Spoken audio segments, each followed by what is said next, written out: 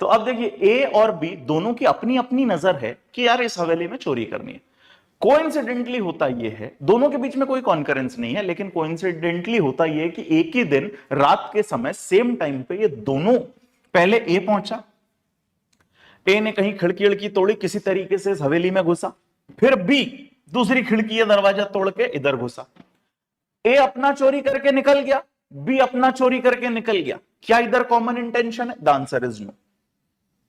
दोनों ने same time पे चोरी करी है तो भी कॉमन इंटेंशन नहीं है, क्योंकि there is no concurrence between them, there is no togetherness between them. यहां पे आप कॉमन इंटेंशन लगा नहीं सकते, एक दूसरे को लाइबल नहीं कर पाओगे एक दूसरे के एक्ट के लिए, ठीक। लेकिन ए जब घुसा चोरी करने, उसके बाद बी आया, दोनों मिल गए अंदर। अंधेरे अंधेरा था, टॉर्च लेके घूम रहे थे। अब जैसे ही उनने टॉर्च जला के एक दूसरे को देखा, अरे एकदम गले गले मिल लिए, वो पागल हो गए, अरे दोनों भाई आज एक साथ वकील साहब की हवेली में आए हैं, चलो। अब फिर इन्होंने गले में हाथ डाला और अब आगे एक एक करके दोनों ने अपने जो बोरे वोरे लेके आए थे जिसमें सामान भरना है, अब दोनों एक दूसरे की मदद कर रहे हैं। वो उठा के दे रहा है, ये पैक कर रहा है सामान, बढ़िया ये लेके जाना है, और फिर दोनों साथ में सामान लेके भाग लिए यहां से।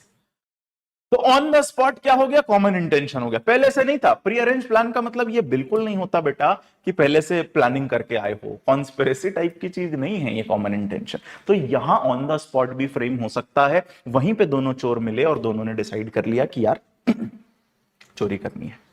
तो चलिए एक क्वेरी तो आंसर हो गई मेरे ख्याल आपकी, कि ऑन द स्पॉट भी हो सकता है कॉमन इंटेंशन हमारा, ठीक।